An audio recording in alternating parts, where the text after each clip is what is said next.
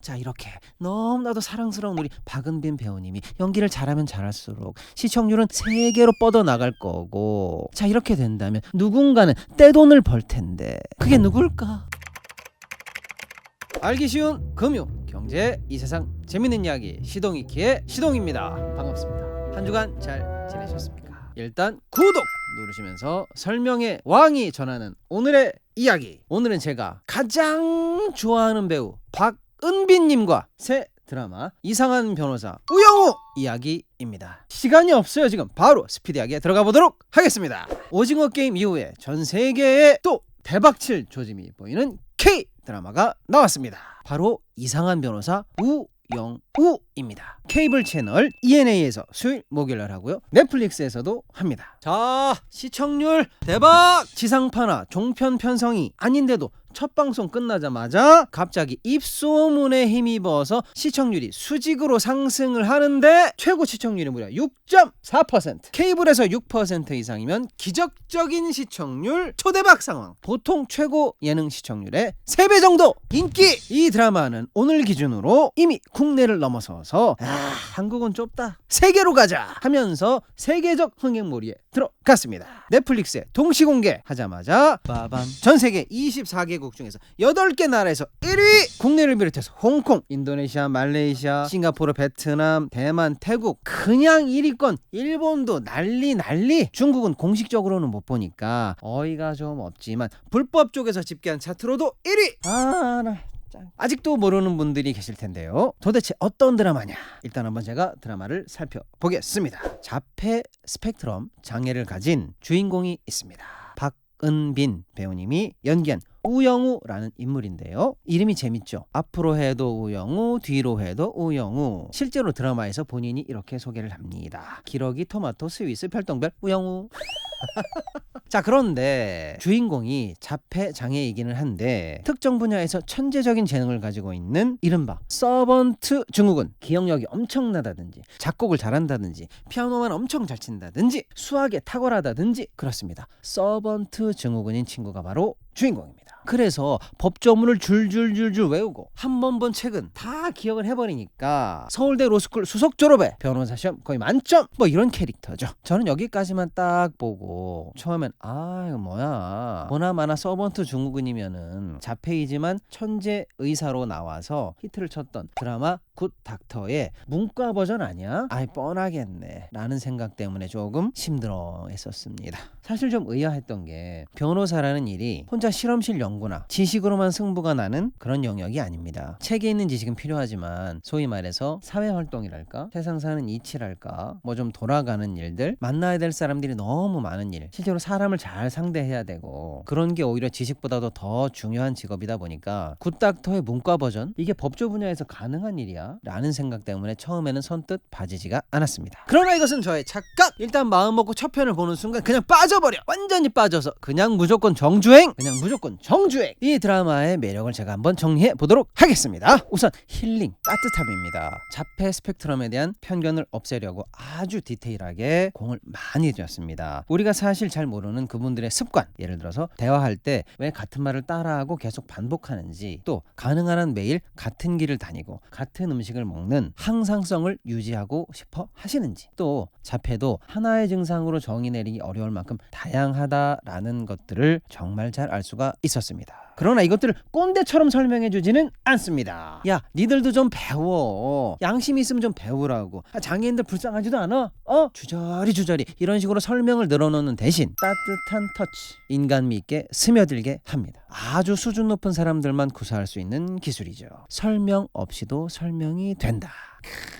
그리고 주인공이 변호사니까 매 회에 법적인 다툼이 나오는데 소송의 주제도 노인 여성, 치매 문제, 성소수자 문제 등을 다루지만 자극적이지 않게 거부감 없는 수위로 잘 다루고 있습니다. 예를 들어 동성애 코드가 나올 때도 우리 사랑하게 해줘요, 내버려둬요, 야 우리 건드리면 니네 차별인 거 알아 몰라, 인권 알아 몰라, 이런 식이 아니고요. 결혼식을 포기한 신부가 법정을 나가면서 여성 애인의 손을 잡고 나가는 식, 이런 부분도 큰 소리로 절규하거나 주장하지 않아요. 유머로, 웃음으로 터치합니다. 주장하지 않아도 설득이 되죠. 전문적인 법학 부분도 정말 어렵지 않게, 아니 어떻게 저렇게 핵심만 쭉 잘 뽑아냈지? 작가님과 연출자님의 능력이 정말 대단하다. 작가님 법대 나왔어. 아주 대단하네 정말. 킹정하는 부분. 그리고 무엇보다도 가장 중요한 것은 박은빈. 박수. 제가 개인적으로 박은빈 배우님의 광팬입니다. 청춘시대,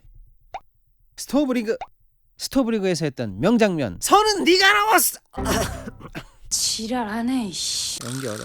그렇게 외치시면서 우리 마음의 선을 넘어와 버렸죠. 이 드라마에서 박은빈 배우님이 정말 자칫하면 어색하거나 희화화될 수 있는 캐릭터를 기가 막히게 표현하는 정말 최고의 연기력을 보여주셨습니다. 감독과 작가는 이 역은 이 지구상에서 박은빈 배우만 소화할 수 있다라면서 박은빈 배우가 이 드라마에 출연할 때까지 무려 1년간 제작을 미루면서 기다렸다고 합니다. 정말 이 역과는 찰떡. 박은빈 배우님의 하드캐리. 자, 이렇게 너무나도 사랑스러운 우리 박은빈 배우님이 연기를 잘하면 잘할수록 시청률은 세계로 뻗어나갈 거고, 자 이렇게 된다면 누군가는 떼돈을 벌 텐데 그게 누굴까? 자, 이제 슬슬 한 발 더 들어가서 드라마 경제와 그 생태계 제가 한번 분석해 드리도록 하겠습니다. 팔로미. 이 드라마를 만든 제작회사는 A스토리라는 회사입니다. 이래봬도 코스닥 상장사. 요새 드라마는 이 정도 사이즈 되는 회사들이 만드나 봅니다. 드라마 제작사가 그냥 지하 단칸방이나 컨테이너 떴다방에서 드라마를 만드는 게 아닙니다. 상장회사입니다, 여러분. 뭐하는 회사일까요? 간단히 살펴보겠습니다. 다람쥐. 무려 드라마 킹덤을 만든 회사입니다. 넷플릭스 첫 번째로 아시아 오리지널로 제작된 그 드라마 킹덤, 그리고 제가 참 좋아하는 드라마 시그널도 만든 회사입니다. 그리고 폭망한 지리산, 아프니까 제작사다. 드라마만 하는 게 아니고요, 동엽신 우리 신동엽님과 대세 주현영님이 나오는 SNL 코리아까지 만드는 종합 스튜디오입니다. 종합 콘텐츠 스튜디오입니다. A스토리의 22년 올해 실적은 매출액 1106억 원, 영업이익 163억 원으로 전망이 되고 있습니다. 올해 연간 콘텐츠 제작 물량은 작년 2편에서 6편으로 확대될 전망이며 1분기 영업이익률은 17.3%를 달성, PER은 13.4배, 밸류에이션도 아주 매력적인 회사 같아 보입니다. 향후 킹덤 IP를 활용한 게임 출시를 시작으로 메타버스 등으로 IP 활용 가능성이 높아지고 있습니다. 여기서 오늘 핵심 단어 나옵니다. IP, 지적재산권이죠. 인텔렉추얼 프로퍼티 라이츠. 드라마 등의 수많은 저작권이 있습니다. 그걸 활용해서 돈을 또 번다는 얘기입니다. 킹덤이 히트치니까 킹덤 게임을 만든다는 얘기죠. 미스트롯 방송이 터지니까 오프라인 전국 콘서트까지 하는 식, 이렇게 생각하시면 되겠습니다. A스토리는 이번에 시청률이 뛰니까 주가가 어떻게 되어 있을까요? 차트 한번 보시죠. 지금 오늘 기준으로 무려 주가가 6거래일 연속 상승! 29일 주가가 17,200원이었던 점을 고려할 때 상승률이 무려 61.33%! 모두가 폭락하는데 혼자만 떡상! 이게 다 우리의 박은빈님 덕분이죠. 대부분 개인들의 매수세로 판단이 되는데 이 드라마가 대박 조짐이 보이니까 주가가 뛰는 거죠. 돈 들어오는 소리가 그냥 막 들립니다. 그런데 말입니다, 시청률이 좋다고 제작사는 정말 떼돈을 벌까요? 제작사들 어떻게 살고 있을까요? 실속은 정말 있는 걸까요? 한 발 더 들어가 보겠습니다. 우리나라 드라마 제작 방식은 크게 3가지. 첫 번째, 제작 납품 방식입니다. 쉽게 말하면 방송사 외주, 예전부터 가장 흔하던 방식이죠. 그냥 쉽게 말하면 하청. 그렇게 생각하시면 됩니다. 그러면 수주를 주는 원청은 어디? 보통 메이저 방송사죠. 이때는 방송사가 제작비의 70에서 80%를 주고 나머지는 야 제작사 니들이 알아서 해, 하여간 알아서 하고 내가 시키는 대로 대본 쓰고 내가 시키는 대로 그 배우 쓰고 잘 만들어가지고 납품해, 이겁니다. 군대에서 고참이 1,000원 주고 과자 사고 담배 사고 빵 사고 남은 잔돈 너 먹어, 이런 식입니다. 그럼 어떻게 할까요? 제작사는 땅 파서 돈 법니까? 결국 제작사가 PPL을 엄청 받던지 누구 팔을 꺾던지 스태프들, 노동자들 단가를 후려치게 되는 거죠. 드라마에서 여러분 갑자기 막무가내 PPL이 쏟아지는 이유 바로 이것입니다. 재벌 2세가 갑자기 회의하다 말고 김밥이 먹고 싶다고 김밥 회본에 가서 김밥을 사오라고 하지를 않나. 스카이캐슬 부잣집 사모님들이 브런치 파티를 죽집에서 합니다. 이게 다 이런 PPL 때문이죠. PPL을 하지 않을 수 없는 상황 때문이죠. 하여간 일단 완성을 다 한 다음에 알아서 납품해라, 이런 말이죠. 그리고 드라마의 모든 IP 또 나옵니다. 모든 IP는 원청인 방송사가 가져갑니다. 딱 들어도 어떠세요? 방송사가 너무 우월적인 것 같지 않으세요? 그렇습니다. 예전에 방송국이 꼴랑 3개밖에 없던 시절에 그랬었죠. 방송 3사가 독점적으로 채널을 다 가지고 편성도 하고 하청도 주고 하던 그때는 뭐 답이 있나요? 다 자기네들 마음대로지. 그나마도 먹고 살려면 제작사는 의뢰관계를 받아들일 수밖에 없었죠. 한마디로 내 마음이야 싫으면 빠져. 자, 두 번째 제작 방식, 자체 제작 방식. 언제까지 방송국의 독재 시절이 계속되겠습니까? 제작사가 점점 덩치를 불리죠. 투자도 받죠. 자금력도 생기죠. 실력도 키웠죠. 그러다 보니까 야 공중파 내가 네 시다바리가 원래부터 내가 키는 좀 컸다 아이가. 우리가 언제까지 방송국 애들 시키는 것만 하고 방송국 국장 찾아가서 로비하고 제발 편성계획이라도 좀 알려주시면 안 돼요 이러면서 방송국 문에 기대서 엿듣기도 하고 그래야 되겠습니까? 라면서 가만해보니까 말이야, 야, 이제 방송국 니네 말 듣지 않아도 될 것 같아. 우리가 스스로 만들어서 니네들한테 팔게. 니네들 사고 싶으면 사. 이런 거죠. 입장이 바뀐 거죠. 그리고 나서 내가 돈 들여서 내가 만든 거니까 모든 IP는 내 거. 이렇게 제작사가 드라마를 만들어서 방송사에게는 방영권을 판매. 그래서 제작비의 50에서 60%를 미리 회수하고 OTT 플랫폼이나 해외 등에 팔아서 다시 또 제작비의 50에서 60%를 회수하고 기타 OST, 음반 등등등 추가적인 부수입까지 해서 제작비의 부수입까지 올리는 방식. 보통 마진율은 20% 이상 확대됩니다. IP를 제작사가 보유하고 있기 때문에 이게 엄청 중요한데 드라마가 끝나도 몇 년, 심지어는 10년이 넘도록 IP를 활용한 추가 수익이 계속 들어오게 됩니다. 그리고 세 번째, 최근에 유행하는 방식, 바로 OTT, 오리지널 제작 방식입니다. 구조는 방송사 외주와 동일한 구조지만 OTT 업체가 제작비의 120% 정도를 충분히 지불해서 비교적 높은 이윤을 원샷으로 보장해주고 대신 제작사는 드라마 관련 IP 일체를 넘기는 방식. 방송사 외주 대비 수익성이 높고 안정적입니다. 예를 들면 바로 오징어 게임 같은 거죠. 세계적으로 대박이 났지만 모든 이익과 IP는 넷플릭스 거. 이런 세 가지 드라마 제작 방식을 봤는데 과거에는 방송사 외주 방식이 주였습니다. 2010년대 초중반쯤에는 대략 50에서 60%, 그러다가 2010년대 후반쯤 들어오더니 40%대로 떨어지고 2020년대부터는 30%대, 이제 곧 20%가 될 것으로 보입니다.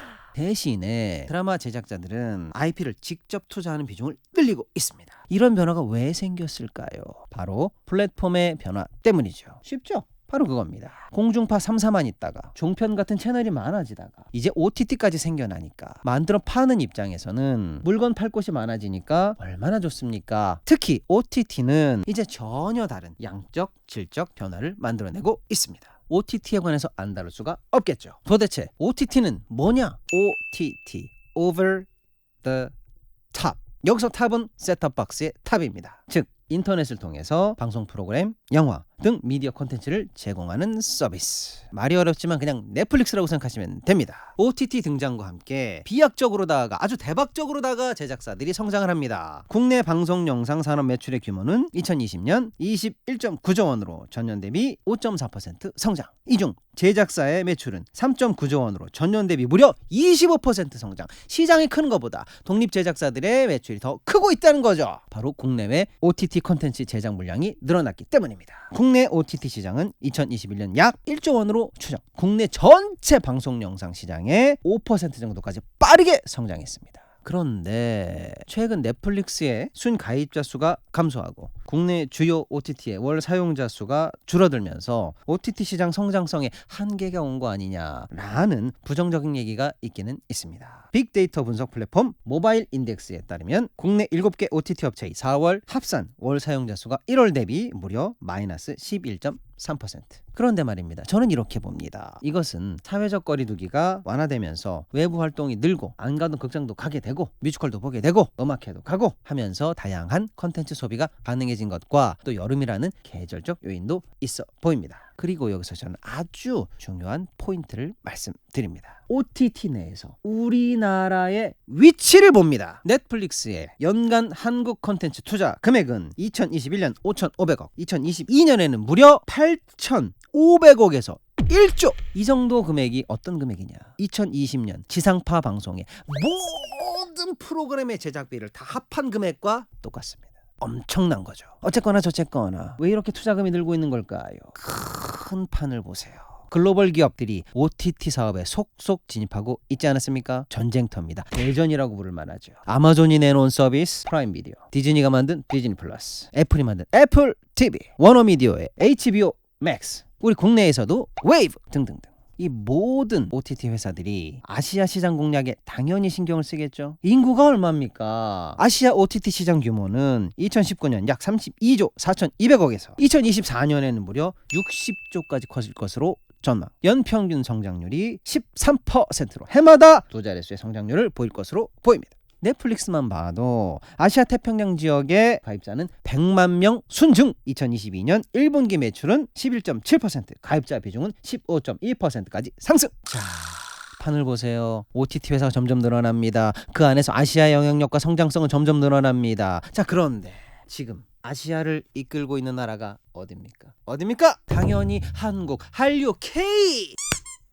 무조건 채널마다 한국 컨텐츠는 필수. 단순히 필수인 수준을 넘어서 한국 컨텐츠가 채널을 리드하는 상황. 작년만 봐도 넷플릭스의 비영어권 컨텐츠 중에 히트작 3개 중에 2개는 바로 한국 컨텐츠. 이것이 바로 문화의 힘, 그리고 그게 다시 경제로 선순환되는 구조. 더구나 OTT에서는 한 편에 성공하면 끝이 아니야. 시즌제 계속 나와. 사골의 민족, 설렁탕의 민족, 우려먹는 건 우리가 최고. 푹 꼬아서 만들어 제껴. 킹덤, 스위트홈, DP, 오징어 게임, 지옥, 소년심판, 뭐 언제나 연결 가능. 정리하면 OTT라는 외적 환경이 너무 좋아졌으니 결국 팔 곳이 많아졌는데, 질적으로 더 좋아진 것은 뭐냐? 아시아 콘텐츠의 비중이 높아질수록 한국 콘텐츠는 독보적, 무조건 한국 드라마의 갈 길은 밝다. 이런 외부 변수에 따라서 제작자들도 지금 엄청 달라지고 있습니다.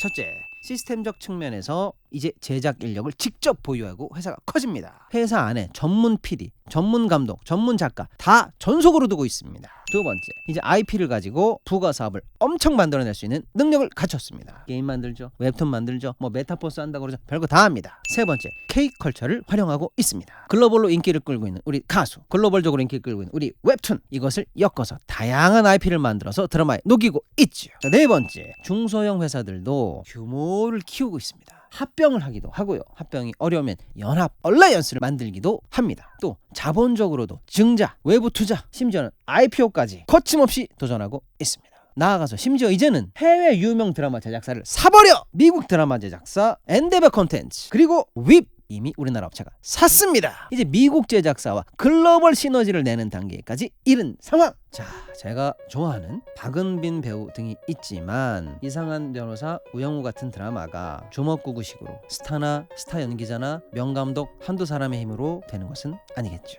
이런 결과가 나오려면 적어도 산업적으로 기반이 갖추어지지 않으면 안 됩니다. 평균 150억, 200억대 또는 그 이상 투자해서 드라마를 만들 수 있는 상황, 그걸 빠르게 계획하고 신속하게 집행할 수 있는 시스템, 산업적인 시스템이 이미 갖춰져 있고, 거기서 만족을 못하고 점점 더 변화하면서 커지고 있는 한국의 드라마 상황. 자, 오늘은 이상한 변호사 우영우부터 시작해서 K드라마의 제작 환경, 생태계, 경제 이야기까지 해봤습니다. 자, 오늘의 결론. 장애를 가진 이상한 변호사 우영우에게 더 이상 이상하다고 말하지 않는 세상이 빨리 됐으면 좋겠다. 오늘은 본방사수.